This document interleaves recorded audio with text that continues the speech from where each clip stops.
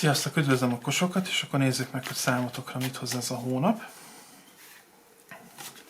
Mi az, ami megmutatkozik itt nálatok.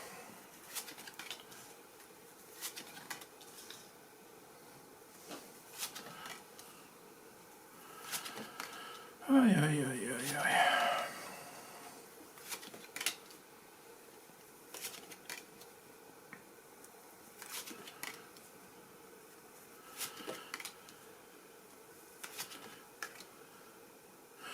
Hát érdekes hónapnak nézel elejébe. Itt mindenféleképpen a kitartás mutatkozik meg elsősorban. Nagyon nehezen fogsz te... Figyelj, látok egyfajta belső változásra való hajlamot, kényszert, akarást, nem tudom melyik a jó szó rá, hogy te szeretnél változtatni, de olyan, mintha visszatartana téged az élet, és ez komoly gondokat fog nálad okozni így lelki szinten, de nem látok aggódásra okot attól függetlenül. Én azt mondom, hogy a dolog, ami ott van előtted, az lehetséges elérni. Szóval nem látok ebben problémát, csak úgymond így egy kicsit így bele kell állni lényegében. Jó, az első helyen egy eléggé...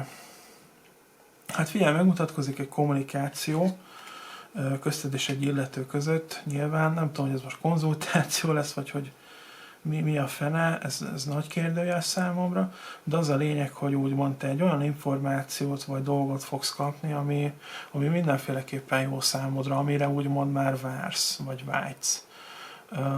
És így ennyit tudok elmondani. Az a baj, hogy így nem tudom, hogy mi lehet az, de itt ez a vágyódás, hogy ezt már úgymond így akarom, meg hogy történjen már meg, ez úgymond itt van, és akkor megtörténik maga a kommunikáció, hogy öcsém, ez meg lesz, és akkor utána meg tényleg így meg is történik, hogy akkor ez így megszereztem lényegében, és akkor egy ilyen baromi nagy öröm és hála vegyülete mutatkozik meg számodra.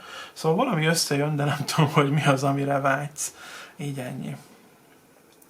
A második kártyalapban én azt mondanám, hogy neked nagyon kell vigyáznod, mert itt megmutatkozik egy olyan illető, aki két arcú, és nem tudom, hogy...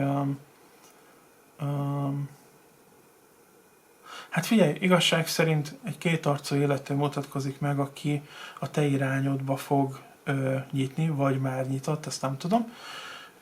De a lényeg, hogy ez az illető nagyon ki tud téged használni, szóval neked nagyon résen kell lenned itt a elsősorban hölgyekkel kapcsolatban, de tudom, hogy itt javarészt hölgyek néznek, ugye, ilyen 80-90%-ban, de mégis azt mondanám, hogy itt valószínűleg egy nőről van szó, de azért lehet férfi és oké, szóval így azért vigyázzatok ezekkel a dologgal. Nem azért mondom, mert női kártyalap jött ki, hanem azért, mert inkább egy ilyen energia mutatkozik meg számomra.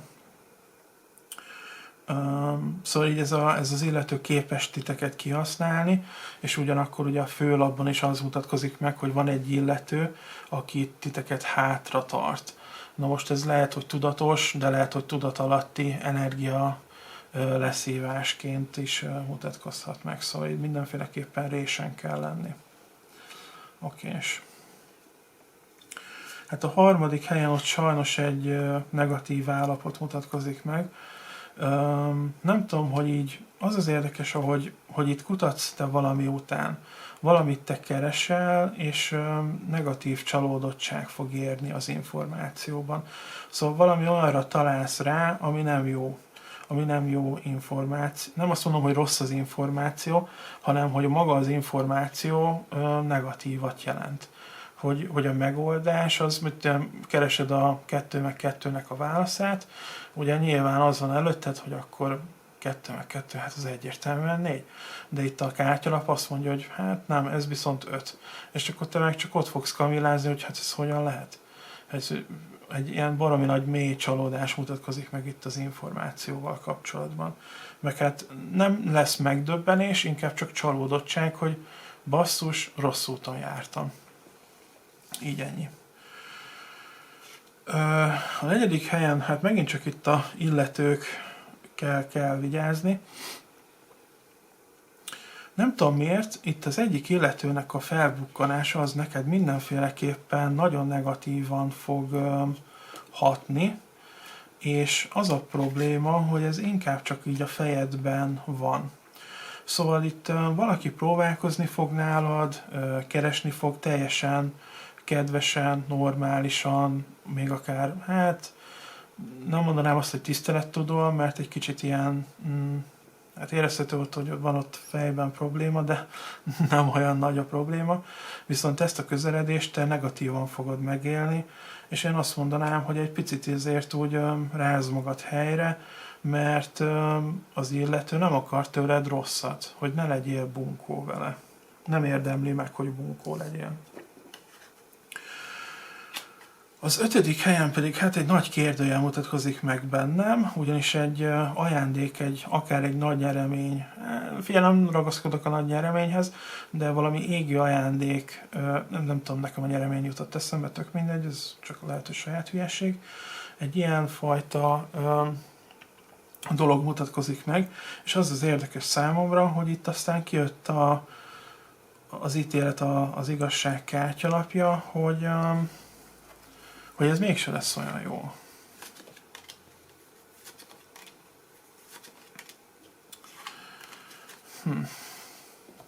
Nem tudom, hogy mi miatt, hogy most lehet, hogy az utána lévő dolog miatt, hogy mondjuk el kell titkolni, nem szabad róla beszélni, vagy hogy jogi dolgok, vagy egyszerűen nem tudom. A lényeg az, hogy magának ennek a dolognak nagyon fogsz ennek örülni, de az a baj, hogy utána a mérlegelés az mindenféleképpen megmutatkozik, hogy nem 100%-ban jó ez a dolog. Nem azért, mert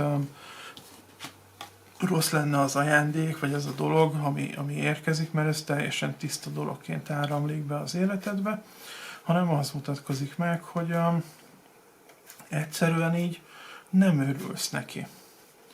Hogy megvan ez a katarzis érzés, hogy hú, de jó, kaptam valamit, de aztán ugye itt van az, hogy hát amúgy itt azért nem volt ez olyan jó dolog, mint amilyennek vártam. Így ennyi kb. Hát nem tudom, elég érdekes hónapotok lesz, hogy őszinte legyek. Teli van nekem így, az a baj, hogy még több kérdőjel lett bennem, mint ami lett volna.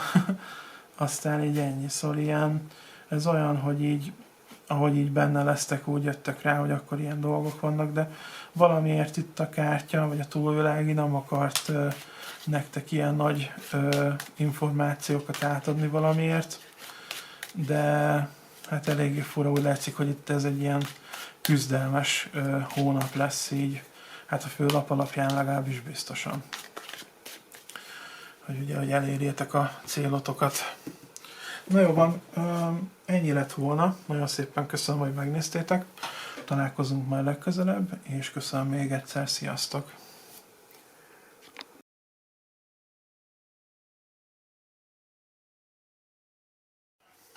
Sziasztok, üdvözlöm a bikákat, és akkor nézzük meg, hogy számotokra mi az, ami megmutatkozik ebben a hónapban.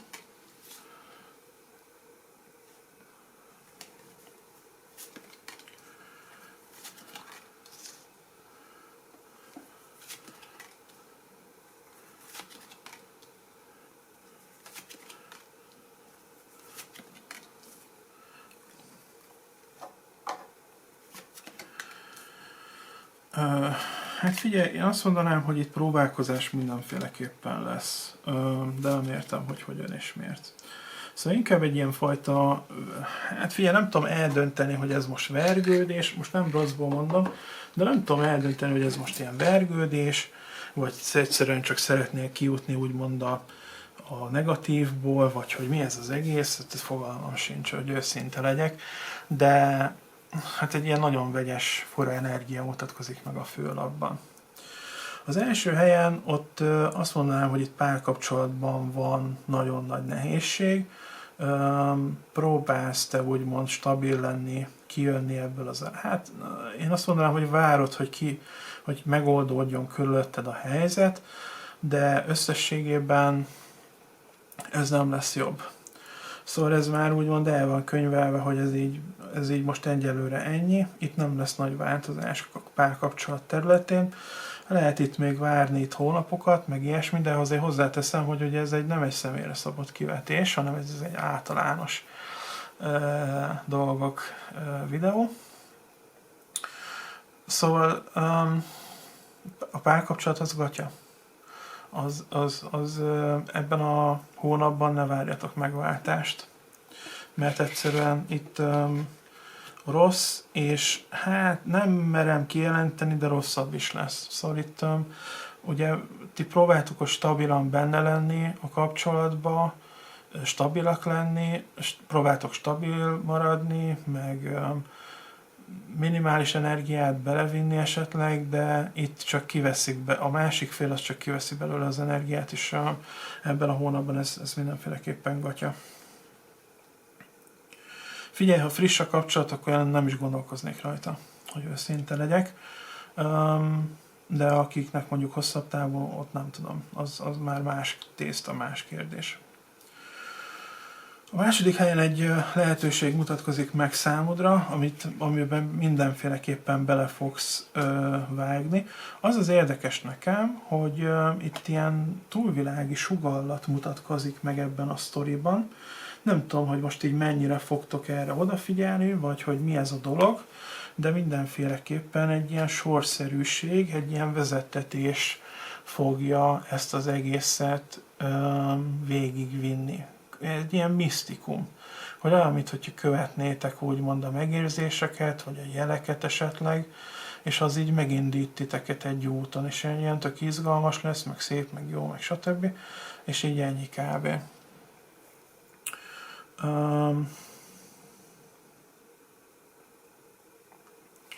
A harmadik helyen megmutatkozik egy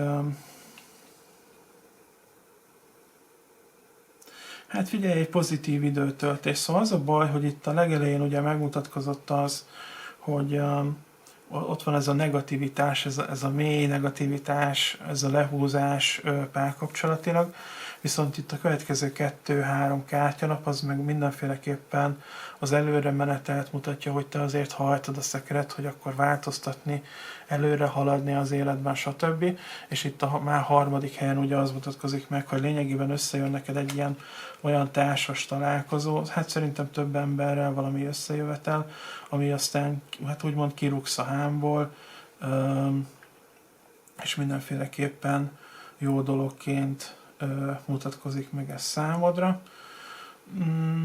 Aztán így ennyi. És a negyedik helyen is az mutatkozik meg, hogy ott olyan, mint hogy te belevágnál valami újdonságba, mint hogyha a hobbitba keresnéd úgymond a megváltást, meg is találod úgymond a munkádba, a kreativitásba, hogy ott olyan fajta energiát fogsz tudni bevonni magadnak, vagy illetve megindul számodra, ami aztán elfelejteti ezt a fajta nehézséget, amiből kiindul ez az egész, ugye, a párkapcsolati problémát.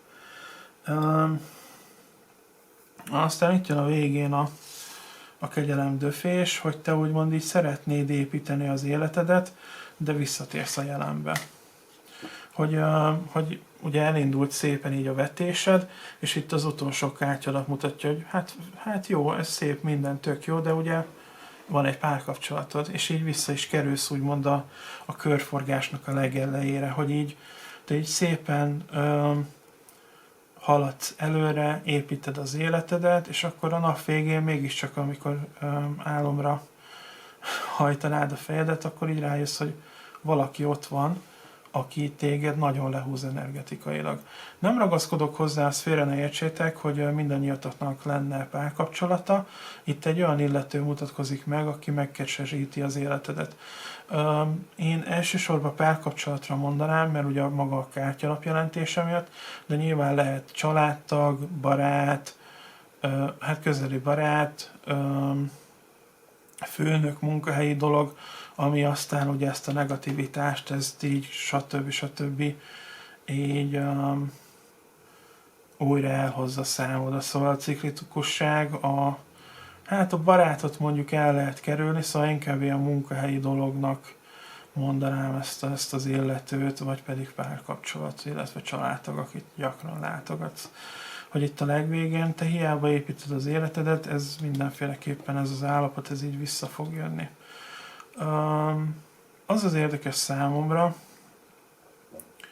hogy inkább azért mondanék családtagot mégiscsak, mert olyan kártya jött ki, ami oké, hogy a ciklikusságot mutatja, viszont ezen a kártyalapon nem lehet javítani. És ezért érdekes úgymond. Szóval ezért mondanék ilyen családtagot, vagy akár házastársat, mondjuk tényleg nem tudom, mert ugye általános a vetés, de mindenféleképpen kiindulsz, visszakerülsz úgymond a legelejére. Szóval itt nagyon, nagyon azt akarja a túlvilág, hogy szembesülj te ezzel a problémával, és változtassál rajta. Mert ugye most már így mindig tudatni fogja veled, hogy ez viszont nem jó ez az állapot, és itt változtatni kell. Hát erről van szó lényegében. Hát nem tudom, hogy mennyire tetszett vagy sem, azért van benne jó, ami tök klassz, de ez a negativitás sajnos így vissza fog kanyarodni ebben a hónapban. Szóval fel a fejjel, aztán változtassatok a dolgokon, hogyha tudtak. Így ennyi lett volna a vetés, remélem tetszett. Minden esetre nagyon szépen köszönöm, hogy meghallgattatok, és akkor találkozunk majd legközelebb. Sziasztok!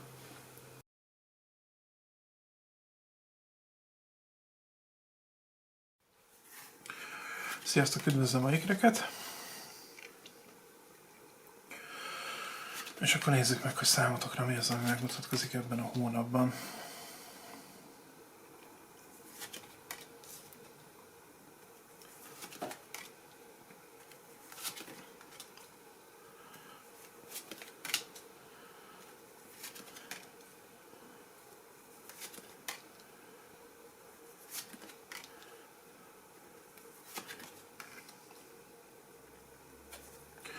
Hát figyelj, én azt mondanám, hogy egy eléggé jó, kellemes hónap elé néztek.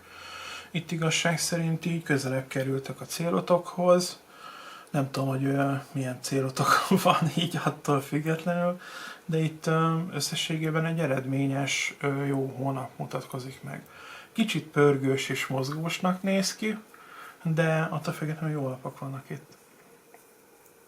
Az első helyen, hát figyelj, én azt mondanám, hogy itt te valami munkálatokba belevágsz, munkálkodásba. Én azt mondanám, hogy itt elsősorban így a munkahelyeden fogsz új energiát, lendületet belevinni a dolgokba.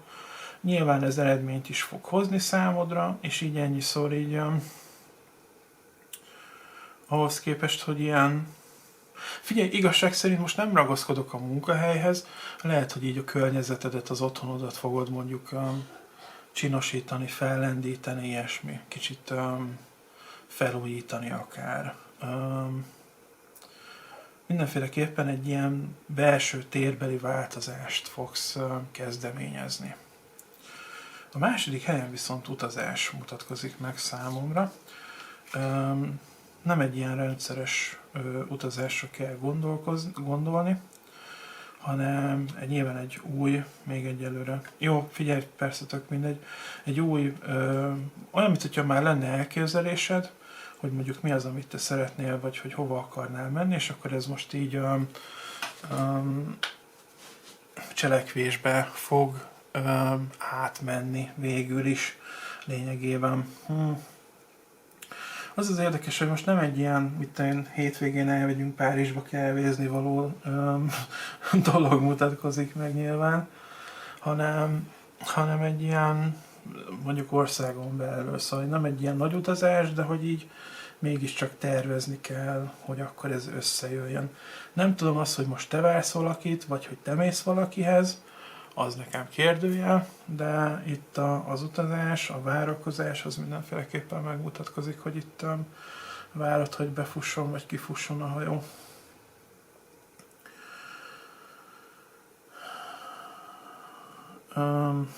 A harmadik helyen meg...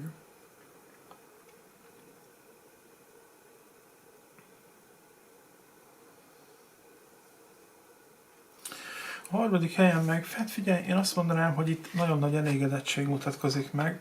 Nem tudom, hogy kivel ismerkedsz, vagy hogy ki ez az illető, de én azt mondanám erre, hogy te úgymond valakivel így ismerkedsz, vagy így éppen elkezdtél ismerkedni, és akkor ez egy ilyen boldog állapotot fog neked okozni.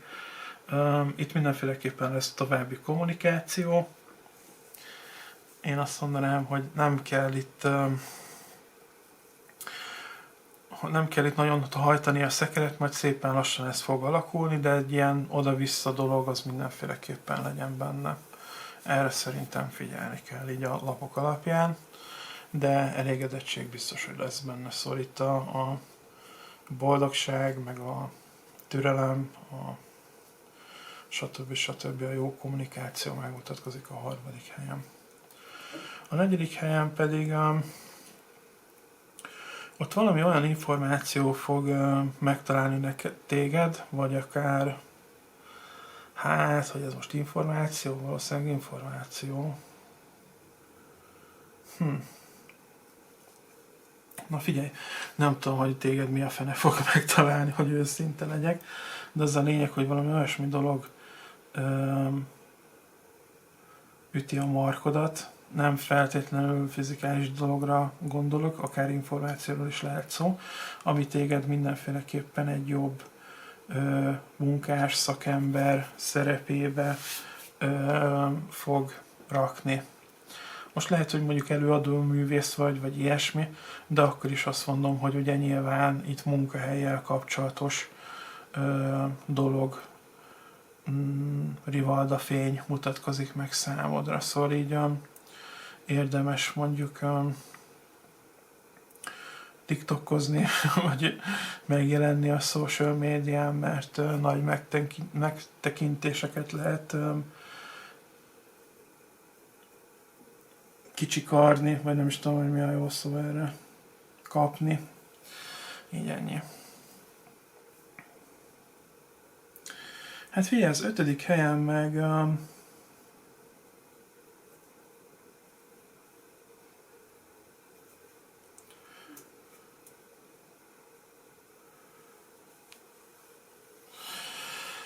ötödik helyen meg egy nehéz kommunikáció mutatkozik meg számodra. Nem tudom, hogy ezt ki kezdeményezi, az nekem nagyon nagy kérdőjel, de összességében eléred a célodat.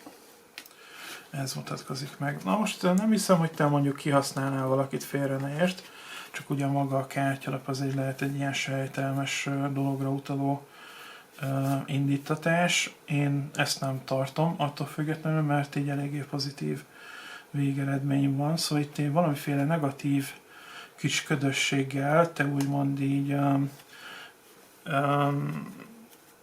eléred a célodat. De nem látok ebben rossz indulatot, illetve szerencsétlenséget, negativitást, csak úgymond egy kicsit így, mint hogyha bevetnéd a fortéjaidat, és akkor így ezáltal így kicsikarnál valamiféle eredményt egy illetőből. Én elsősorban kommunikációt mondanék, hát nyilván tök könnyű, de összességében akár lehet ez munkai pozíció, előreléptetés, mondjuk családban hagyaték, vagy valami ilyesmi, millió egyfajta dolog, de én itt lehet, hogy csak egy sima beszélgetést, és hogy a lapok alapján én inkább csak egy sima beszélgetést mondanék, amiben szerintem te már bőven elégedett lennél, szóval így ennyi kávé. Oké, és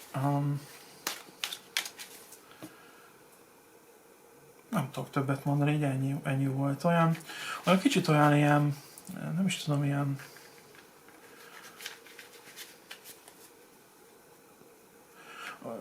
azt mondanám, hogy jó hónapod lesz, csak olyan kicsit olyan furfangosnak mondanám, hogy volt ez a török sorozat, nem tudom, öreg apám nézte mindig, Szulejmán, abban volt, amikor a csajok ott pletykáltak, meg osztották azt az észt, szóval így ment ott a fortélyok, ilyen trónok harca szint, meg mit tudom én, kb. Egy kicsit olyannak tudom elképzelni, így viccesen megfogalmazva.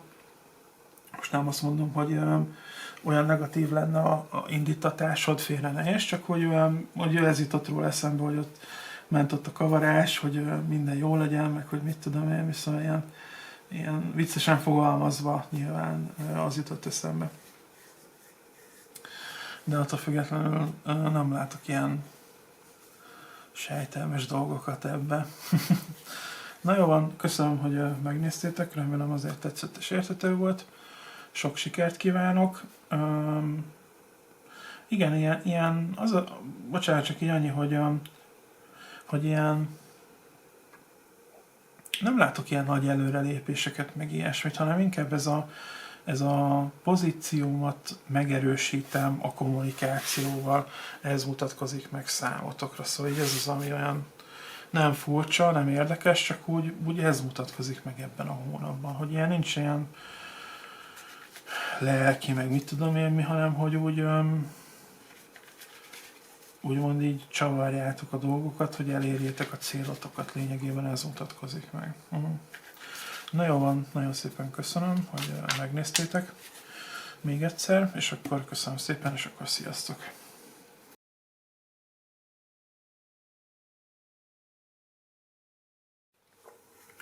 Sziasztok, üdvözlöm a rákokat!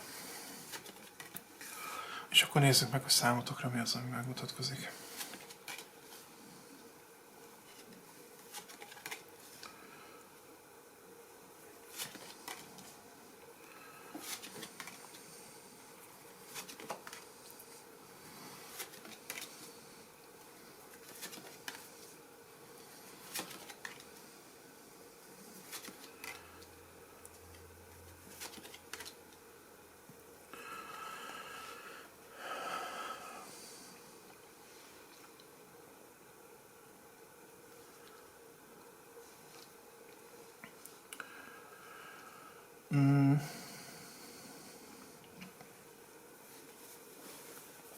Hát figyelj, összességében jó lapok mutatkoznak meg,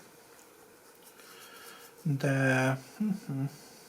nem tudom, egy kicsit olyan aggódnék is, meg nem is. Hát figyelj, az érdekes, hogy hoppá.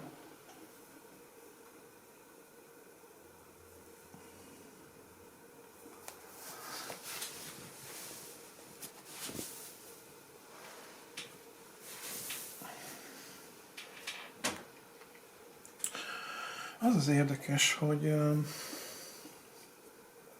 nem tudom, tök ellentmondásos a főlap, meg amik itt vannak alul.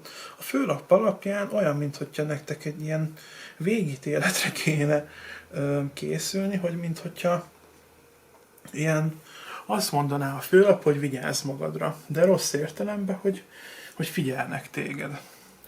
És viszont a alatta lévő lapok azok meg pozitívak. Figyelj, sorba veszük, aztán majd kitaláljuk, hogy én most itt valamit nagyon benézek-e, vagy sem, vagy hogy mi ez az egész. Mert van egyfajta elképzelésem, de meglátjuk majd a végén inkább, hogyha tisztább képet kapunk. Az első kártyalappal kapcsolatban nem is nagyon tudok mit mondani, ott egy boldog állapot mutatkozik meg, és olyan, mintha te így le is ülnél, szóval így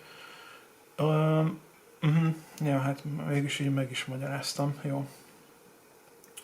Szóval itt az első helyen az mutatkozik meg, hogy te úgymond ebben a hónapban, mintha egy ilyen álomvilágba raknád magadat, hogy minden szép és jó, nekem nem kell változtatni, én itt el vagyok, jól vagyok, stb. Ugye bent vagyok a kis odumba, a kis komfortzónámba, aztán így viszontlátásra.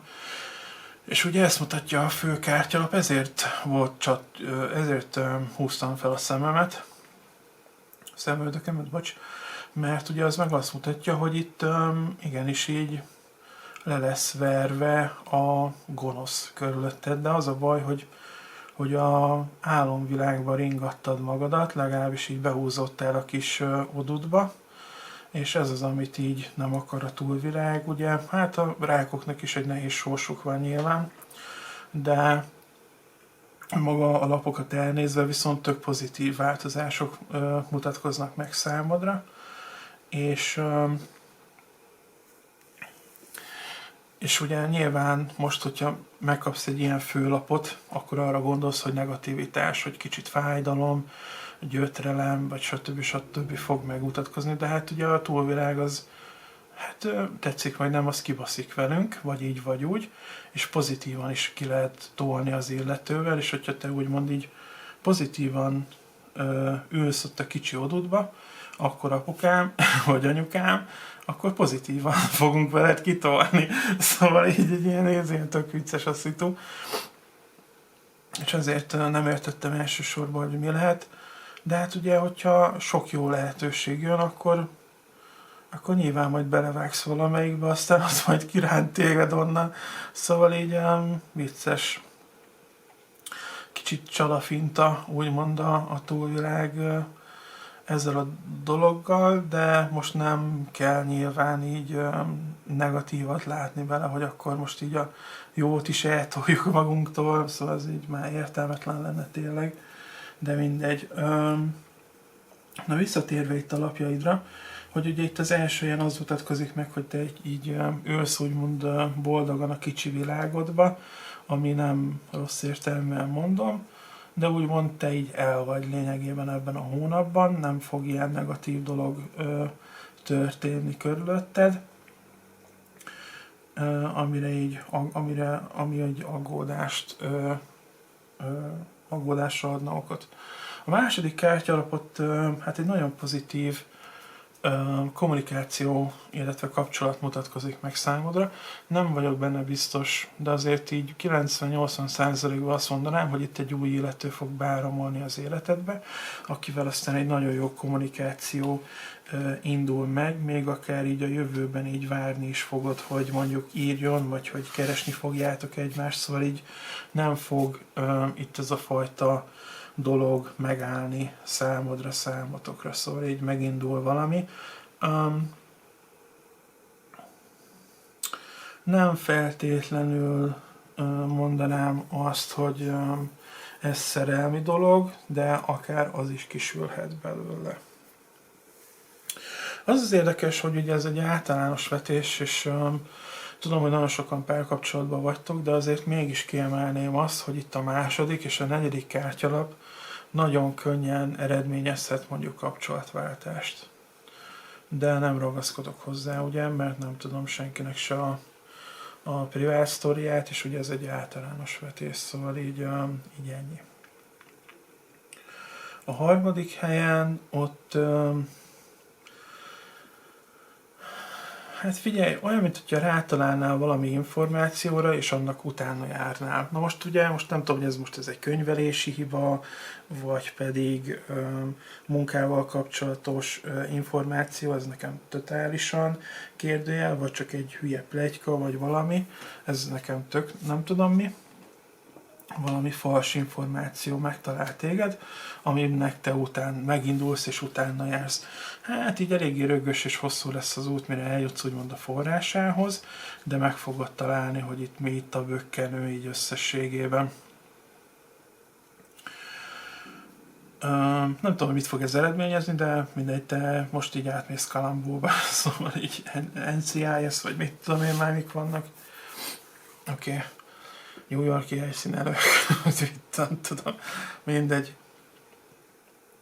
A negyedik helyen meg ugye itt egy illető mutatkozik meg, aki eljön az életedbe, és nagyon nagy és nagyon sok boldogságot fog okozni neked.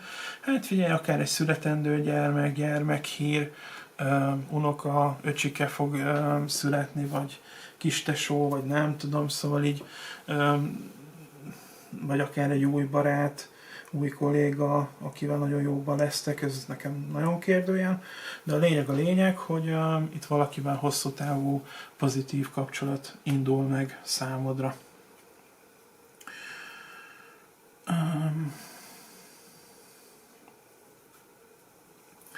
Hát figyelj, az 5. helyen meg nem tudom, ott olyan, mint hogyha te ilyen új bizniszbe kezdenél, így fű alatt, mert nem hiszem, hogy így fű alatt, de hogy így értitek, hogy olyan, mint hogyha így belekezdenétek mondjuk árulni valamit, vagy valami plusz munkahely, vagy plusz pénzügyi lehetőség, vagy nem tudom mi ez, valamit te itt eladsz, vagy hát nem tudom, nyilván eladsz valamit, mert ugye pénz származik belőle, de itt a plusz jövedelem az mindenféleképpen megmutatkozik, hogy így olyan, mint hogyha te így befektetnél lényegében pénzt, vagy valamiféle befektetést így pénzesítenél, szóval így ez az, amit megmutatkozik az 5. helyen.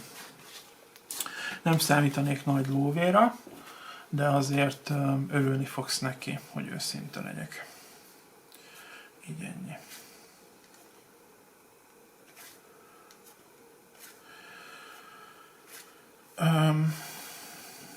Többet nem tudok elmondani. Én nagyon szépen köszönöm, hogy meghallgattatok, megnéztétek a videót, és akkor találkozunk majd legközelebb. Sziasztok!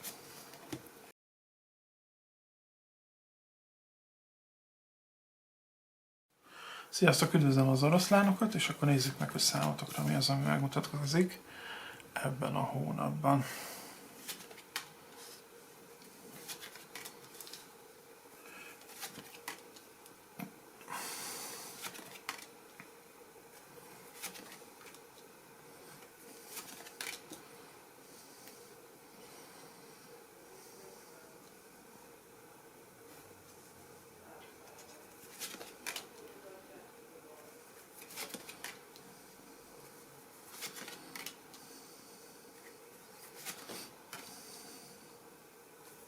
Jó. Hát én azt mondanám, hogy egy ilyen eléggé a főlap alapján egy kicsit ilyen elveszett állapot mutatkozik meg, de nem is mondanám azt, hogy el vagytok veszve. Inkább tényleg ez az útkeresés, ez a válaszkeresés mutatkozik meg számotokra, csak ugye maga az érzet lesz egy kicsit elveszett állapotnak tűnhet, legalábbis úgy érezhetitek magatokat, de attól függetlenül így haladtok a válasz és a misztikum irányába. Hát ugye nyilván misztikum, ameddig nem találsz választ, aztán ugye ott a válasz. Na mindegy, ez már most így részletkérdése. Na jó van. Az első helyen, figyelj, azt mondanám, hogy egy nagy érték jön az életedbe. Nem tudom, hogy mi ez, vagy hogy fog ez megvalósulni. Itt valaki információt, illetve valamiféle kedvességet, tudást, nem tudom, hogy mit fog átadni.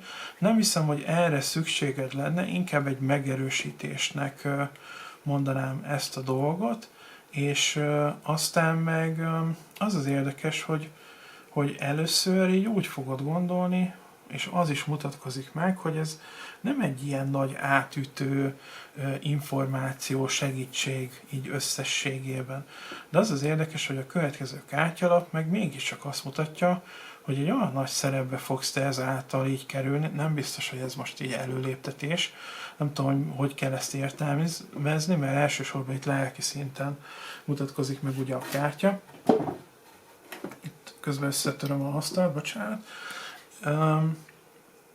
Aztán úgymond egy ilyen érezhető lesz számodra, így önmagadba ez a fajta előrelépés, hogy akkor így olyan, mint hogyha a puzzle már ki lett volna rakva, és akkor most már tudod, hogy ki van rakva, szóval így kicsit ilyen érdekes meghökkenés, realizálás mutatkozik meg így ebben a hónapban. Nagyon kíváncsi lennék rá, hogy mi lehet ez, de így ennyi. Oké, és a második helyen meg, figyelj, kételj, nagyon nagy kételj mutatkozik meg.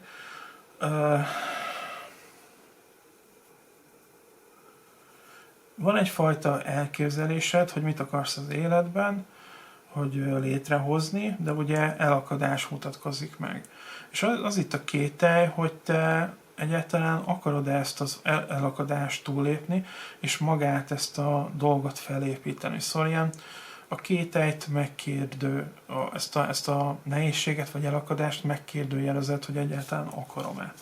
Szóval valami ilyesmi dolog mutatkozik meg a második helyen. Ja, nem tudom, hogy fogsz dönteni, de inkább ez a mély rágódás mutatkozik meg egy dologgal kapcsolatban, hogy akkor mi legyen.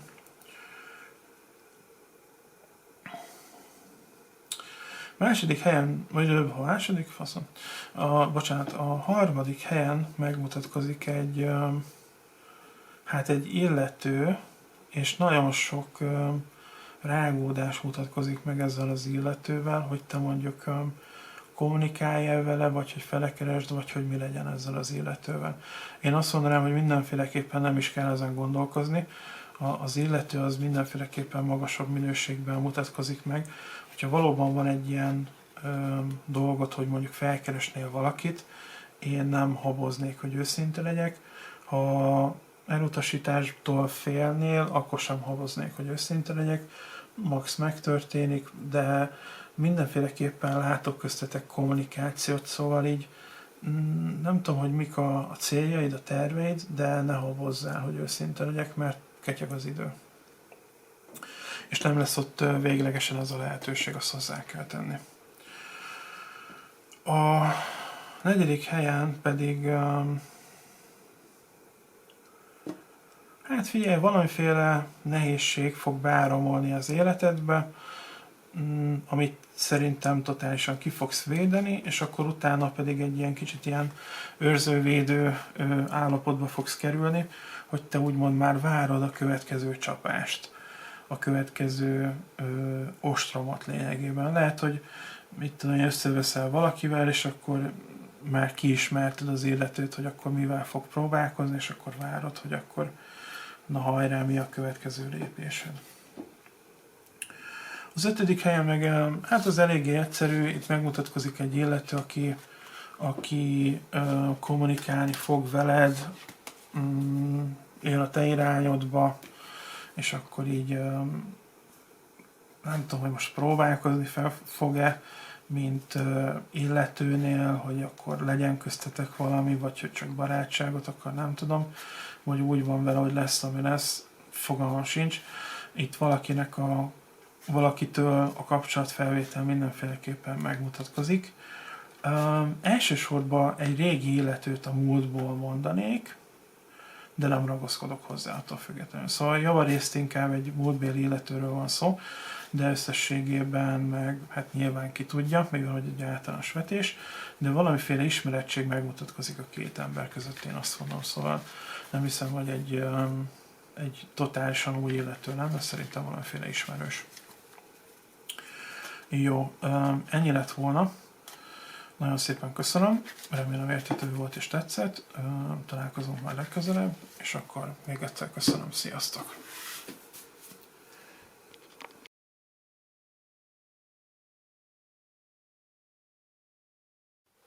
Sziasztok, üdvözlöm a szűz csillagegyű embereket, és akkor nézzük meg, hogy számotokra mi az, ami megmutatkozik ebben a hónapban.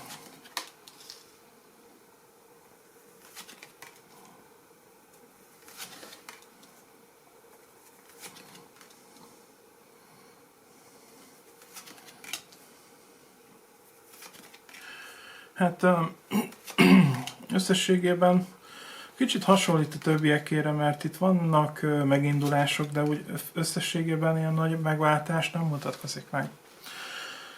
Figyelj, az első helyen inkább egy akadály mutatkozik meg. Nem tudom, hogy mi a távolabbi terved, lehet, hogy beszélsz róla barátoknak, családnak, vagy nem tudom, hogy kinek, hosszú távú tervekről. Én mindenféleképpen vigyáznék rá, mert van itt egy illető, aki el fog bizonytalanítani, illetve le fog róla beszélni. Szóval itt mindenféleképpen odafigyelnék, hogy nehogy eltántorítsanak téged így összességében. A második helyen ott figyelj, egy jó ajánlat mutatkozik meg, amivel aztán nem fogsz tudni mit kezdeni.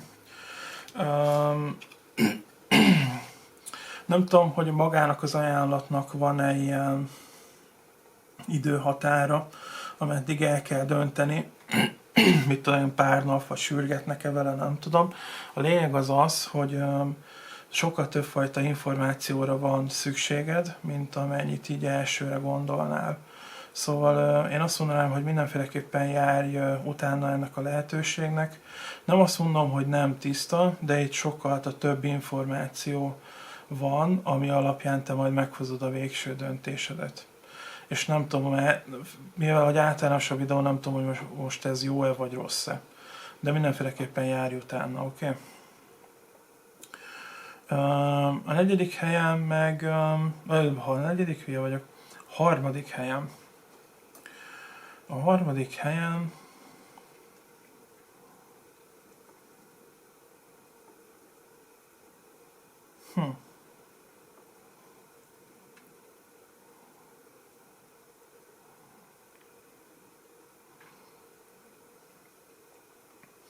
Figyelj, én azt mondanám, hogy egy idősebb alaknak a felbukkanása mindenféleképpen megmutatkozik az életedben. Nem tudom, hogy most ismeritek-e egymást, vagy egy új illető lesz, ez nekem kérdőjeles, de az a lényeg, hogy a vele való kommunikáció az mindenféleképpen valamiféle lelki megmozdulást, elgondolkozást eredményez számodra. Szóval olyan, mint hogyha így ez a beszélgetés ettől a bölcsebb, idősebb embertől, nem ragaszkodok hozzá, hogy korban idősebb, de összességében az mutatkozik meg, hogy igen, és sokkal tapasztaltabb illetőnek a tudása fog téged így elgondolkoztatni így az életről, meg a dolgokról, ilyesmi.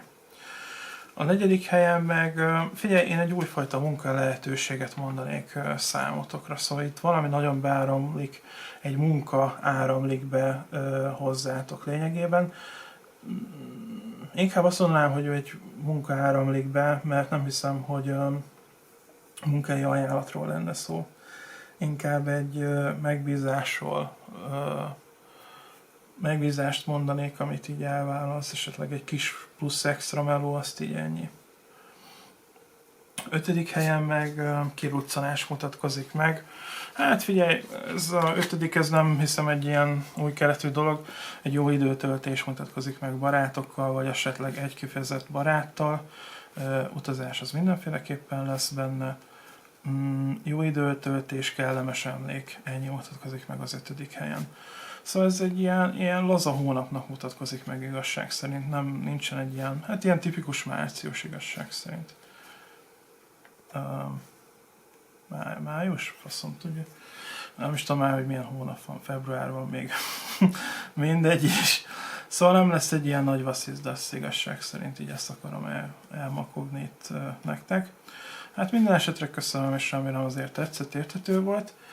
Sok sikert kívánok, de attól függetlenül nem lesz ez a nagy hónap az életedben, igazság, vagy az évedben, ez nem az a hónap sajnos. Na jó, ennyi lett volna, még egyszer nagyon szépen köszönöm, és akkor találkozunk majd legközelebb, sziasztok!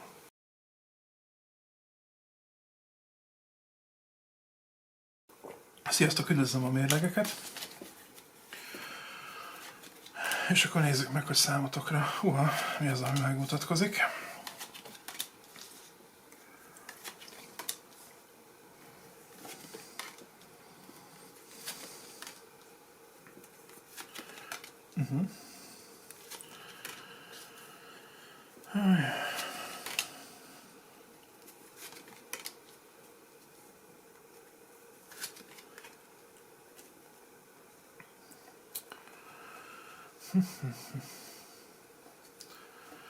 Hát figyelj, én itt a főlapban így nem tudok döntésre jutni, hogy őszinte legyek, hogy ez most így a gyors változás, vagy a blokkolás, de olyan, mint hogyha így meg is indulnának a dolgok, meg is állnának, szóval így ez nekem nem tök kérdője. Ilyen átvarjálódás mutatkozik meg, hogy valami megindul, valami megáll, nem tudom, itt egy ilyen húzabona mutatkozik meg elsősorban.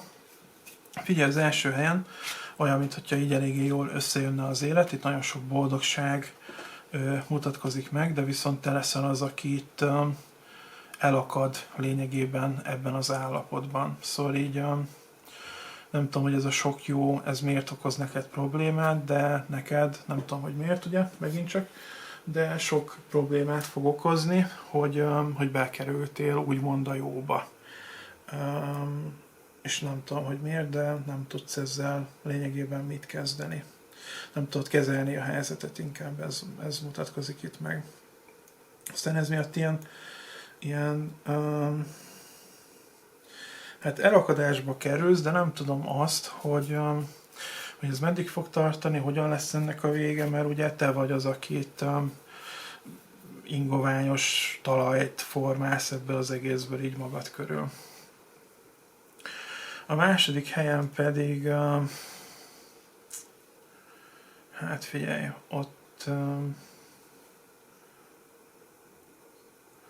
olyan, mintha valamiféle információval, vagy nem is tudom, hogy mivel, tudással te nem akarnál foglalkozni. Hogy mint hogyha birtokodban lenne valamiféle lehetőség, vagy kaptál volna esetleg valamiféle információt, vagy egy útmutatást, és azzal te úgy nem akarsz mit kezdeni, nem akarsz úgymond belevágni, alkalmazni, hallgatni rá. És ez nem fog egyelőre bonyodalmat okozni, de itt inkább egyelőre egy ilyen figyelmeztetésnek mutatkozik meg, hogy a boldogságod a későbbiekben így ezen múlik lényegében. De ez még nagyon távoli jövő, csak egy ilyen figyelmeztetésnek jött ki, hogy így még a csírájában itt figyelmeztetnek, aztán majd úgy nyilván szépen alakul a dolog, de majd meglátjuk, hogy mi sül ki belőle. A harmadik helyen, hát figyelj, olyan, mint hogyha kapnál egy új célt. Hogy így nem hiszem, hogy ez rosszból lenne. Az mutatkozik meg, hogy szóval az az érdekes számomra, hogy megmutatkozol te, akinek itt magad körül vannak ilyen dolgok, hogy részben, jól tudom, hogy most nem a legnagyobb minőségben, de részben így ki vannak elégítve a vágyai. Nagyjából. Oké. Inkább így azt mondom, hogy nagyjából. És megmutatkozik az, hogy te úgymond így belekóstoltál dolgokba, de valahogy úgy nem vagy boldog, nem találod önmagadat, stb. És ezért mutatkozik meg itt a végítélet, hogy úgymond te kapsz egyfajta újfajta célt, egy újfajta irányvonalat, amit te tudsz követni. Hogy nyilván megmarad az a fajta dolog, ami eddig, de mégis átformálódik ez az egész. Izgalmas lesz a változás, én azt mondom, mert hogy ugye új célt kap az ember, új érdeklődés, stb. Csak azt mondom, hogy ne lebegjen ez úgy a órad előtt, mint hogyha ez egy negatív dolog lenne. Hogy mint hogyha ez csalódottságot okoztál volna, vagy ilyesmi. Könnyen be tud egy picit a mérleg fordulni, de nem fog. Oké, nem kell. Oké, a negyedik helyen meg... Hát figyelj, nem tudom, összejön neked valami, amit te szerettél volna régóta. Valamit itt spóroltál, valami dologért, vagy gyűjtötted úgymond. Figyelj, nem tudom. Az az érdekes, hogy itt a dolgoknak a felhalmozása, osztás, szorzás megmutatkozik, a következő labban pedig a megvalósítás mutatkozik meg. Szóval te valamit úgymond létrehoztál, létre fogsz hozni, bocsánat, amit te úgymond így elterveztél már egy ideje. És az egy ilyen boldogságot fog neked hozni, okozni.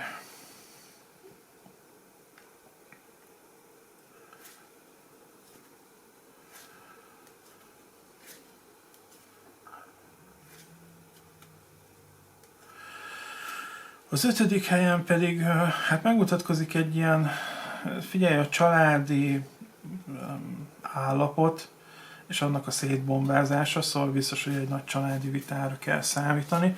Hát az meg, hogy most ez a rokonság van, mondjuk hol lesz, vagy akár egy baráti kapcsolat is lehet, hozzáteszem.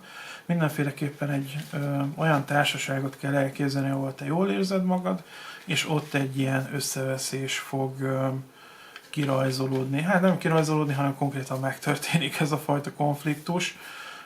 Nem aggódnék miatta, mert ugye nyilván nem végleges, meg széthullott állapot mutatkozik meg, hanem egy ilyen vita alakul ki, kicsi lesz egy kis puffogás, duzzogás, margó összejön, meg mit tudom én, nem tudom már, hogy mondjam. És így ennyi, de aztán úgymond kibékülés lesz a végén, de ezeket a dolgokat, ami hogy is mondjam, hát kezelni kell. Ahhoz, hogy így a későbbiekben ne legyen ebből mondjuk a probléma. Szóval így mindenféleképpen oda kell figyelni a továbbiakban, hogy ez ne süljön ki újra. Szóval így nem tudom, mi lesz a kiváltók, ami aztán így okozza ezt a problémát, de a jövőben ez vissza fog térni, hogyha nem kezelitek. Lényegében erről van szó, szóval így oda kell majd figyelni mindenféleképpen. Azért jött ki nálad, mert ugye neked kell megindítanod majd ezt a dolgot, nem az, hogy így majd félrelépek, aztán majd hát ez az ő dolga, meg ilyesmi, nem, itt nálad jött ki, akkor nálad kell foglalkozni a problémával. Nem azt mondom, hogy neked kell megoldani, de egy kis információt mindenféleképpen át kell majd adni ebben az egész sztoriban. Hát, ja, ennyi lenne. Nem mutatkozott meg számodra egy ilyen nagy hónap, hogy őszinte legyek. De nem lesz rossz, mert vannak benne tök jó változások. És így ennyi. Nem tudom, hogy ezt így hogyan fogjátok értékelni, vagy milyennek találjátok, majd megmondjátok. De minden esetre nagyon szépen köszönöm, és akkor találkozunk majd legközelebb. Sziasztok!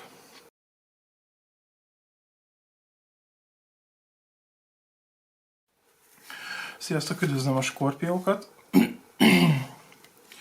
És akkor nézzük meg, hogy számotokra mi az, ami megmutatkozik.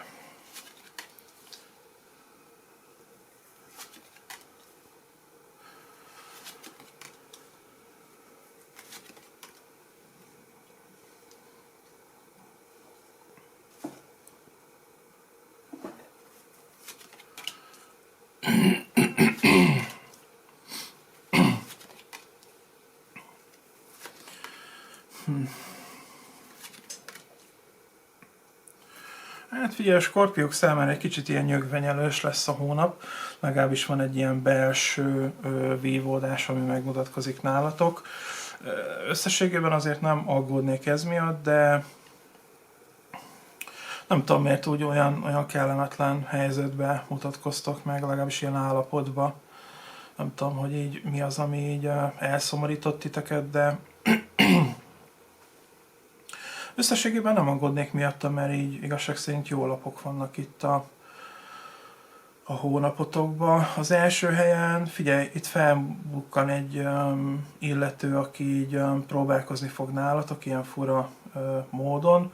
Most nem tudom, hogy van-e kapcsolatod, vagy nem, ugye nyilván ez egy általános videó, de valaki, abban biztos vagyok, hogy valaki itt nagyon érdeklődni fog, érdeklődni, illetve barátkozni fog veletek. Második helyen pedig hát munkában a pozíció megerősödés mutatkozik meg, illetve hát figyelj, nem vagyok benne 100%-ig biztos, de ez a kombináció még szokott mutatni jó befektetést. Szóval lehet, hogy mondjuk veszel egy vázát, vagy valamiféle tárgyat esetleg, vagy akár leg is örökölhetsz valamit, vagy nem tudom, esetleg egy régiséget, de mindegy, hogy melyik, az sok száz lehetőség közül. A lényeg az, hogy itt egy jó befektetés mutatkozik meg, ami a későbbiekben mindenféleképpen kifizetődő lesz számodra. Akár egy emberi kapcsolatról is beszéltünk, csak itt ugye a kártya inkább a kézzelfogható dologról beszél. Harmadik kártya pedig azt mutatja, hogy hát figyelj, itt megindulás mutatkozik meg a boldogság irányába. Nem tudom, hogy most van-e valami barátod, párkapcsolatod, vagy esetleg rokonod, akivel rossz a viszony jelen pillanatban, de én azt mondanám, hogy itt a hónap végére valószínűleg itt már megoldódik ez a fajta probléma kettőtök között, szóval így ez mutatkozik meg a harmadik helyen, hogy egy lassú kibékülés jön létre két illető között. Negyedik helyen pedig, hát figyelj, itt ugye munkában van ilyen kettősség, hogy így szereted is, amit csinálsz, meg nem is. Ez nagyon általános dolog, nem igazán tudok ezzel kapcsolatban mit mondani. Az a bajom, hogy olyan, mint hogyha Figyelj, az a baj, hogy ez egy nagyon általános dolog, ez mindenkinek ki tud jönni, ki is jött, hogy mérlegeled a munkahelyet, ennyi kb. De valószínűleg itt már kellett volna váltani, hogyha ilyen dolgok vannak így a felszínen. Nyilván most ugye jöhet a kérdés, hogy akkor hova, hát nem tudom, körbe kell nézni, vagy pedig aktívan kell keresni, mert így nem túl jó lényegében. 5. helyen pedig olyan, mint hogyha várnál egy kommunikációt, legalábbis itt nagyon döntésképtelenség mutatkozik meg. Hát szerintem egy illetővel kapcsolatban, de ezek alapján te is kiküldheted azt a hírt, vagy azt az üzenetet, amire úgymond vársz, vagy vágysz. Szóval nem muszáj várnod az illető felbukkanására, te is megtetted a lépést igazság szerint.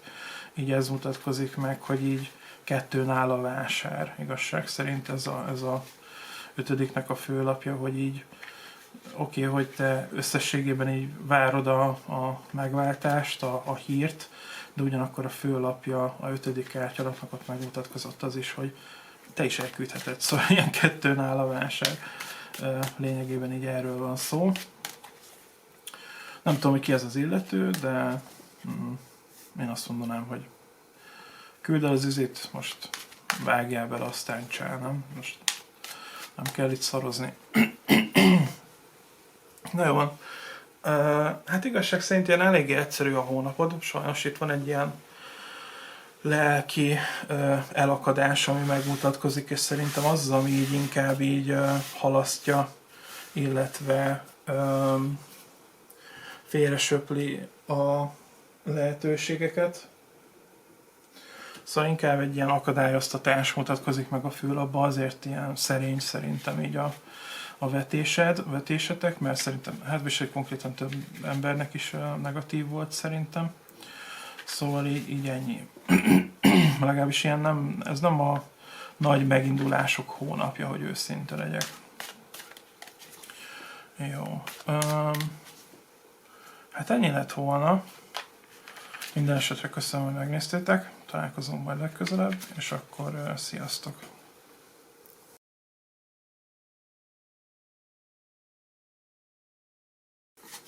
Sziasztok, üdvözlöm a nyilasokat, és akkor nézzük meg, hogy számotokra mi az, ami megmutatkozik ebben a hónapban.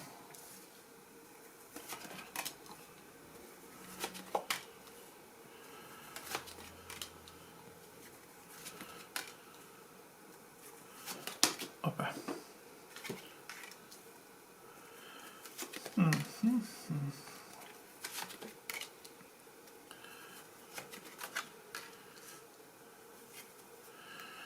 Jó.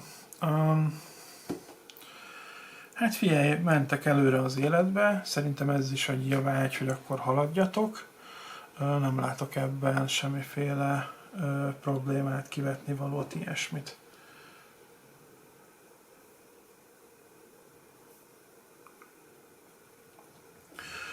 Az első helyen elértek egyfajta célt, munkában, hivatásban, hát figyelj, akár a magánéletben, szóval így az a baj, hogy itt elsősorban egy ilyen olyan belső, hát nem is tudom, impulzus, vagy nem tudom, minek nevezzem így hirtelen, bocsi.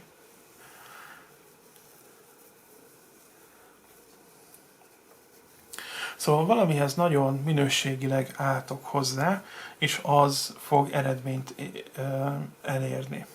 Abban fogtok eredményt elérni. Ez lehet edzés, munka, TikTok, akármi, fogalmam sincs, de itt mindenféleképpen eredmény mutatkozik meg.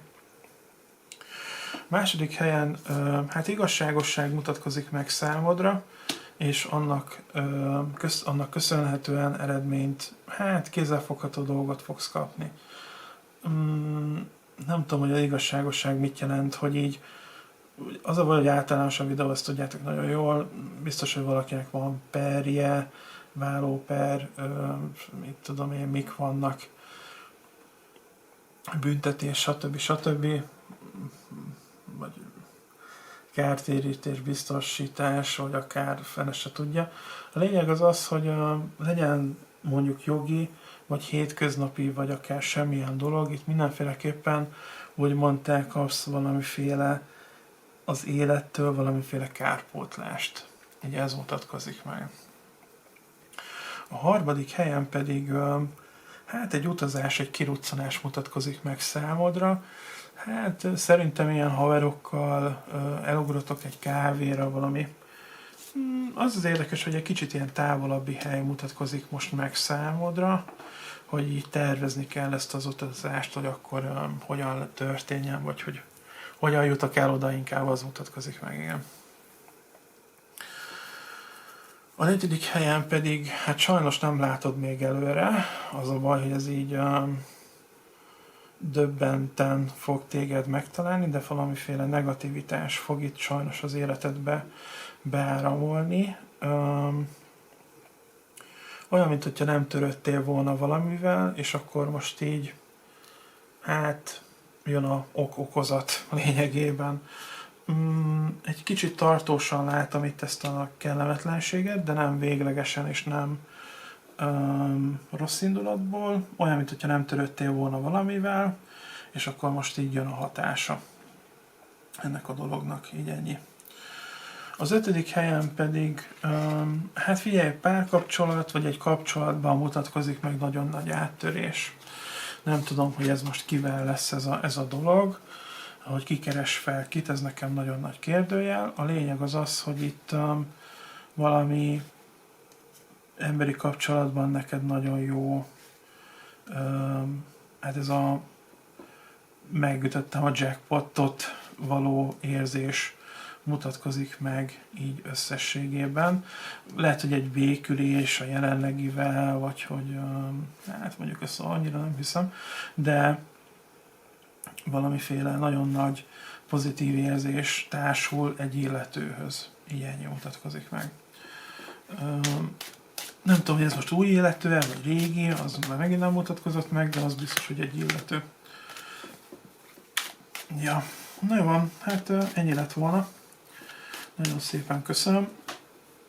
És akkor majd találkozunk legközelebb, remélem tetszett és érthető volt.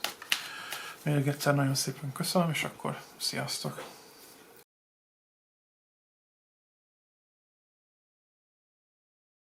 Sziasztok, üdvözlöm a bakokat, és akkor nézzük meg, hogy számotokra mi az, ami megmutatkozik.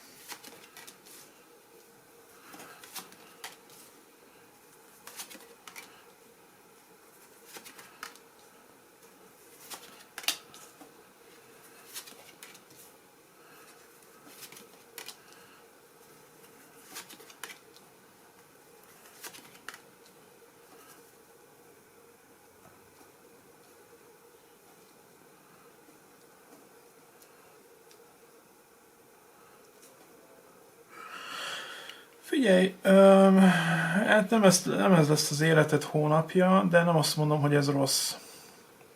Szóval inkább egy ilyen megállás, helyben toporgás mutatkozik meg számodra, és így ennyi igazság szerint.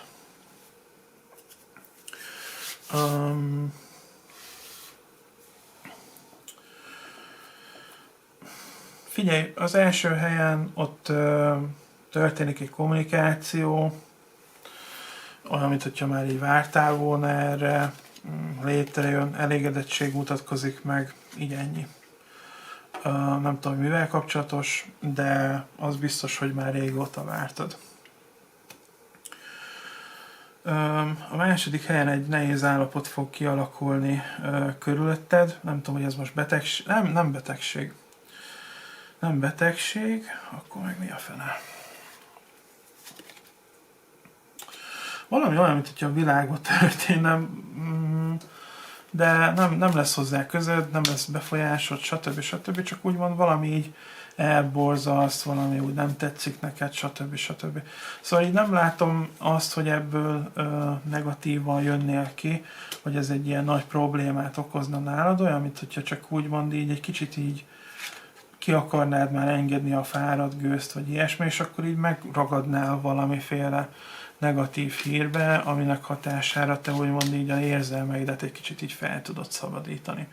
És akkor ugye itt megmutatkozott te, hogy igazság szerint semmi között hozzá, csak úgy már gyülemlik benned valami feszültség, amit egyszerűen csak így ki kell adni. Inkább ez mutatkozik meg. A harmadik helyen, hát egy nagy, hát nem tudom, hogy honnan, spirituális esetleg, fogalmam sincs. Figyelj, valami lehetőség mutatkozik meg számodra, aminek aztán hatására te így nagyon nagy útkeresésbe fogsz váltani. Hát ilyen, olyan, mint hogyha jönne valami információ, mondjuk lehet, hogy valakinek sikerül valami, vagy éppen te kapsz egy ajánlatot, nem tudom, fogalmam sincs, de az a lényeg, hogy te itt meg így átmész egy ilyen könyvmolyba, és így bújod, keresed az információt, hogy akkor itt mi is a helyzet, hogy ez neked hogy fog sikerülni, hogy sikerülhet, szóval így egy ilyen elindít egy ilyen eléggé érdekes ösvényen. Hát nem is tudom, hogy mi az ajánlat, fogalmam sincs. Munkában lesz egy ilyen kicsi megállás, döntésképtelenség. Itt egy kicsit olyan, mint hogyha valami újfajta szabályt, újfajta hozzáállást kéne tanúsítanod itt a munkában. Így ennyi kb. Nem mondom azt, hogy itt most drasztikus dolgok lesznek, vagy ilyesmi, de a későbbiekben ebből mindenféleképpen negatív fogsz tudni kijönni. Olyan, mint hogyha ilyen valaki megpróbált volna ilyen hülyén átverni, úgymond, téged, és te úgymond rajta kaptad még időben, talán valami ilyesmiről lehet szó.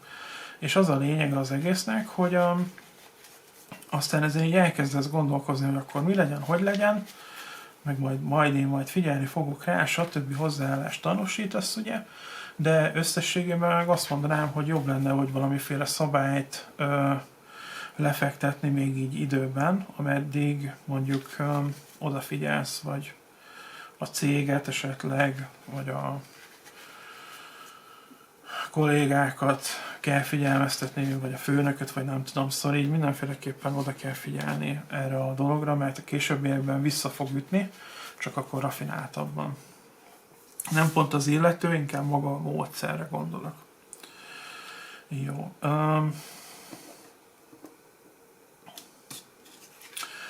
Az 5. helyen, figyelj, én alapjáraton azt mondanám, hogy fogalmam sincs, hogy ez most itt mit jelentett, hogy került ide.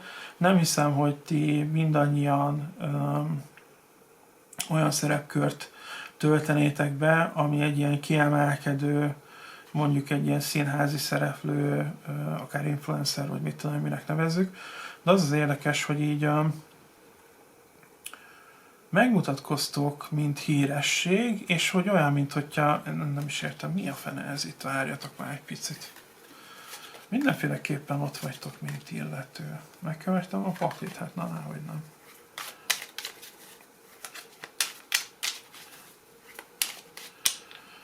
Ja, értem. Ja. Igen. Úgy fogjátok magatokat érezni ebben a hónapban, mint egy ilyen híresség, hogy ilyen több ember fog felbukkanni, sokan kíváncsiak lesznek rátok, stb. És nem fogod érteni, hogy hova, hogy mi ez az egész. Nagyon, nagyon lesz egy ilyen fellendülés itt az emberektől, és ez fog téged úgymond egy kicsit elgondolkozni, hogy akkor itt mi is történik, hogy kerültem most így a figyelem központjába, mi történik, aztán így ez egy ilyen kérdőjeles állapotba fog téged berakni, hogy akkor mi is történik. Figyelj, igazság szerint így a kártya azt mutatta, hogy ez egy ilyen időszak, élvez ki, nincs ezzel semmi baj, beszélgess, akivel szeretnél, élj a lehetőséggel, ennyi mutatkozott meg. Szóval így ennyi. Biztos, hogy a celebvilágban esetleg több híresség fog felbukkanni, aki mondjuk bak. Én legalábbis így erre gondolnék így ezek a lapok alapján. Aztán majd meglátjuk nyilván, hogy mizu van, de minden esetre nagyon szépen köszönöm, hogy meghallgattatok, találkozunk majd legközelebb, és akkor sziasztok!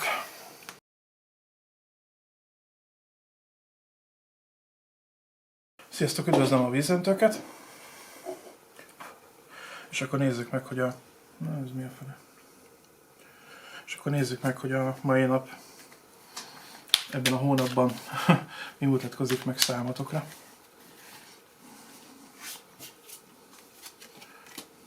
Hova?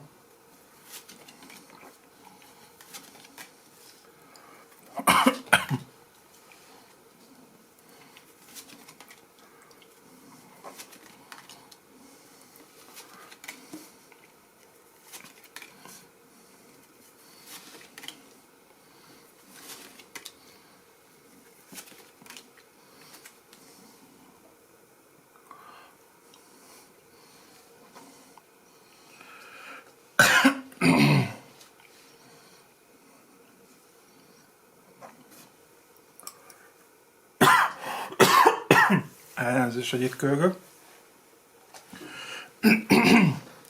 Hát figyelj, eléggé nehéznek mutatkozik meg a főlap alapján a hónapotok.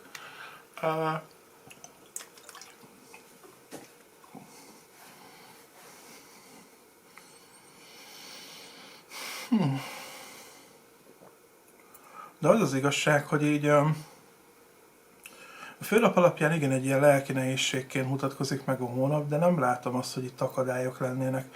Szóval inkább olyan, mint hogyha próbálnátok így kijönni egy állapotból,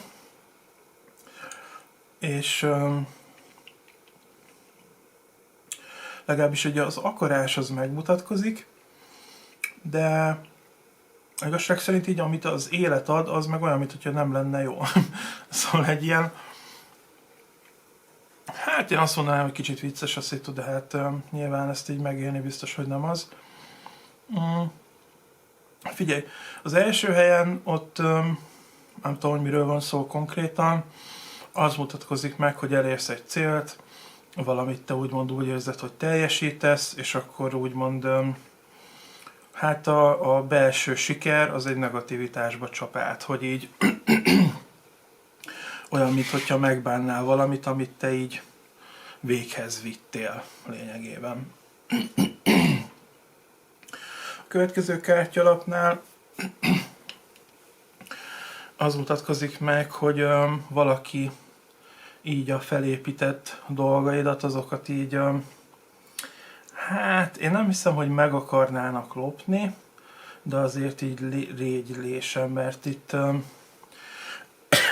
megmutatkozik egy olyan illető, aki irigy lesz rád, ezt így hangoztatni is fogja. Nem tudom, hogy milyen mértékben, nem tudom, hogy mennyire rafinált, de mindenféleképpen majd oda kell figyelned, mert valaki úgymond a te sikeredre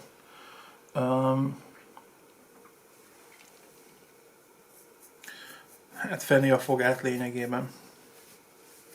A harmadik helyen, hát ott tényleg itt egy kicsit már így fogom a fejem, hogy mi lehet ez. A harmadik helyen, figyelj, itt igazság szerint munkával kapcsolatos a harmadik hely.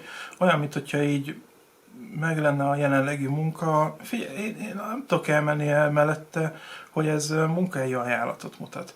Most nem tudom, hogy magánál a munkahelynél mutat előrelépést, plusz juttatást, vagy pedig egy másik munkának a lehetősége mutatkozik meg számodra.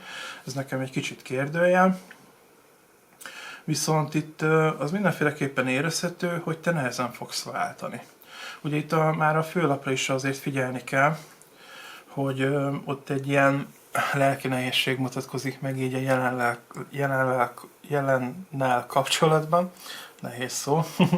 És mindenféleképpen azt mondanám, hogy ezt a lehetőséget, ezt hát rá kell fogni, rá kell harapni, úgymond. Szóval így mindenféleképpen tenni kell majd érte, hogy ez a változás ez létrejöjjön számotokra. A negyedik helyen pedig, figyelj, itt megmutatkozik egy lehetőség, én azt mondanám, hogy egy illető, aki, hát, hogy most konkrétan mit akar, az nekem nagyon nagy kérdőjel, de olyan, mintha belevágnátok ebbe az utazásba ezzel az illetővel.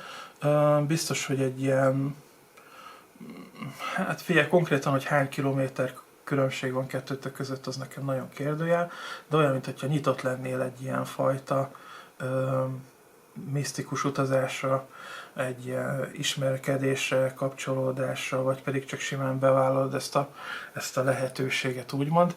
Nem hiszem, hogy most így megcsalnád a párodat, vagy ilyesmi, nem erről van szó.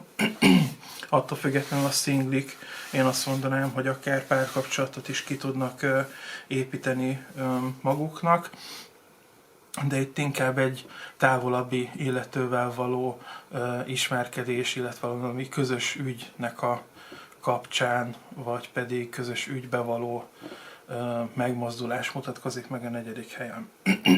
Így ennyi. Munkában pedig, hát figyelj, ott egy kicsit bonyodalom mutatkozik meg számodra. Én azt mondanám, hogy a munkahelyen nem fogod találni a helyedet. Szóval így biztos, hogy megcsinálod a dolgaidat, stb.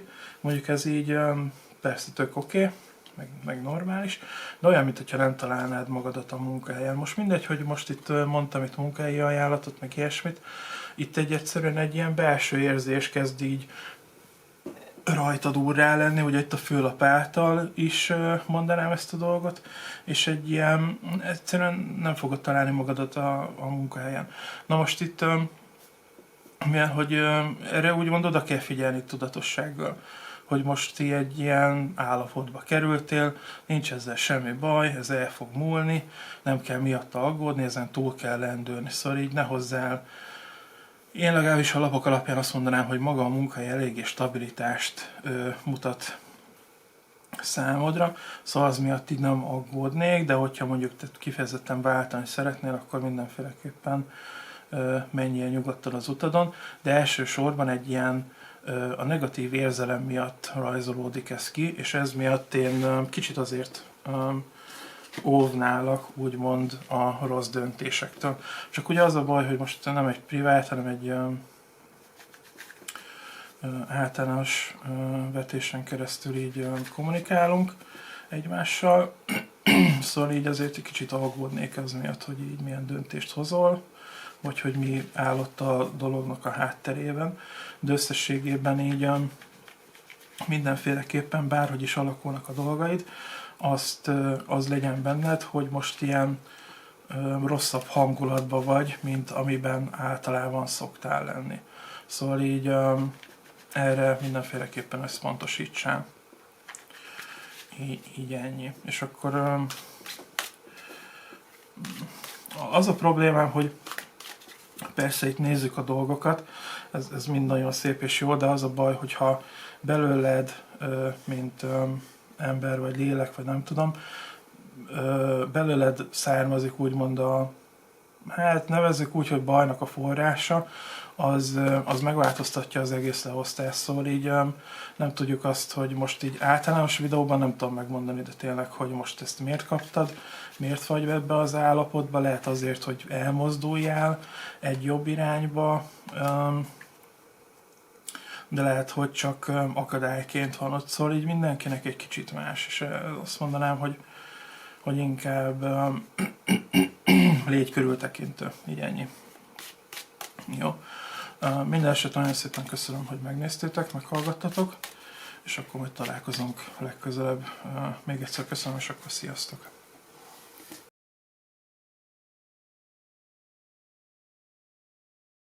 Sziasztok, üdvözlöm a halakat! És akkor nézzük meg, hogy számotokra mi is mutatkozik meg ebben a hónapban.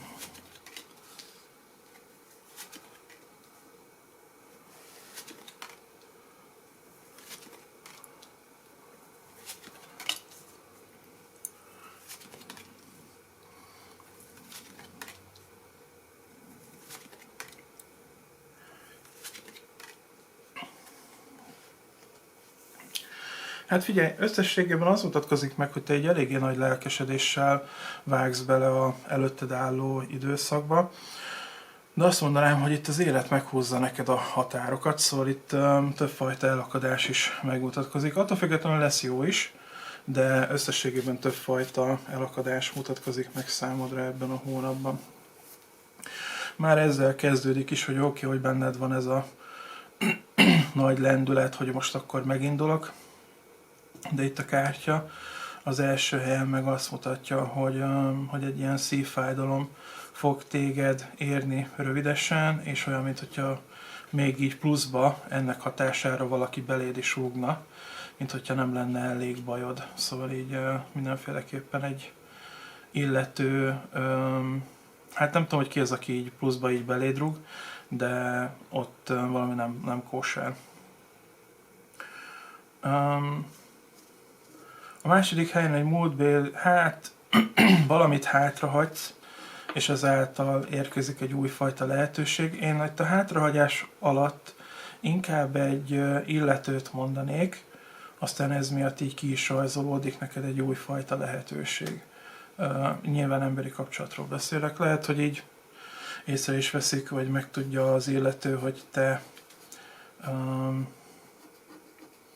hátrahagytad ezt az illetőt, vagy összeveszés volt, és akkor ezáltal ugye felbukkan, mint egy ilyen közös, hát mit te nem csípte ezt az embert, aztán most így felbukkan, hogy akkor mi is történt, vagy hogy mi a helyzet. Nem tudom, hogy konkrétan mi lesz kettőtökkel, de lényegében az van, hogy akit itt a múlt elnyel, az annak helyére beáramlik valaki más. De én javarészt azt mondanám, hogy ismeritek ezt az embert. A harmadik helyen meg, hát figyelj, itt inkább egy nem törődömség mutatkozik meg, hogy olyan, mintha te egy kicsit ilyen ignoráns lennél valamivel kapcsolatban, és inkább így az élet a pozitív dolgokkal foglalkoznál. Olyan, mintha lenne ott valami jogi ügy a háttérbe, vagy a előtérbe inkább, amivel te úgymond így nem is akarsz nagyon foglalkozni, vagy éppen most nem foglalkozol, és az, hát azt helyett inkább így bulizol, éled az életedet, stb. De ez pluszlapot igényel, az mindenféleképpen. De hogyha folytatod ezt a fajta hát nem törődömséget, akkor mindenféleképpen hát akadályokat, rossz pozíciót fog okozni neked ez a jövőben. Szóval mindenféleképpen azt mondanám, hogy ezekre a teendőkre inkább szálljál figyelmet, mert hogyha majd mondjuk úgymond, nem tudom, hogy konkrétan mi lett, de úgy tudom elképzelni, mint valami versenyt, akkor te ilyen +3, vagy -3 helyről indulsz, -3. helyről, szóval így mindenféleképpen egy rossz pozícióból való indulás mutatkozik meg számodra. A 4. helyen pedig, hát figyelj, a biztos siker már úgymond a kezedben van, legalábbis azt hiheted, azt gondolhatod, és akkor itt a 4. helyen ez mindenféleképpen össze fog omlani, szóval ez meg fog hiúsulni számodra. Nagyon érdekes, hogy így minden pusztul ki körülötted már, bocsánat. Na mindegy. Az 5. helyen is olyan, mint hogyha ebben a nagy katyvaszban te itt valakinek a útmutatására számítanál, és ő meg úgymond megadja neked a válaszokat, de azokkal nem vagy elégedett. Szóval így olyan, mint hogyha ilyen, mint egy dacos kisgyerek, hogy így mit én, most hát nem pont jó sztori, de hogy kell a gyereknek ugye a cukorka, és akkor elmondod neki, hogy hát szúvas lesz a fogad, ne, hát hogy cukor kell, és akkor jó van, akkor itt van, bazd meg ért. Szóval így megkapod úgymond a válaszokat, hogy ez nem lesz jó, de te úgymond így csak itt hisztizel lényegében, kb. Így tudom elképzelni itt az 5. helyet, hogy így szembesítenek a valósággal, de azzal te nem akarsz foglalkozni, kb. Így tudom elképzelni. És így, hát ezek a lapok alapján egy kicsit, mint hogyha új értelmet nyerne a főlapotok, ami inkább azt mondja, hogy így, hát, hogy is mondjam, végül is te így próbálsz változtatni, nem törődni a kötelességgel. Inkább azt mondanám, hogy így olyan, nem tudom, hogy milyen változáson mentél itt keresztül, de hogy minthogyha elrugaszkodtál volna így a földtől, vagy a talajtól, a bázistól, szóval így mindenféleképpen tér vissza egy picit, mert itt úgymond ez a hónap alapján így mész a vesztedbe lényegében, és az nem igazán túl jó, hogy ennek így hát rövid távon nem hiszem, hogy nagy bajok történnének, hogyha mondjuk halasztanál egy kicsit, de viszont, hogyha ezt hosszú távon folytatod, akkor itt komoly problémák fognak kialakulni ezekből a dolgokból. És úgymond ez egy ilyen kis, hát nevezzük figyelmeztetésnek, amit egyelőre megmutatkozott számotokra. Hát minden esetre így ebben azért tetszett és érthető volt. Még egyszer köszönöm, hogy megnéztétek, és akkor folytassuk a következő jeggyel. Sziasztok!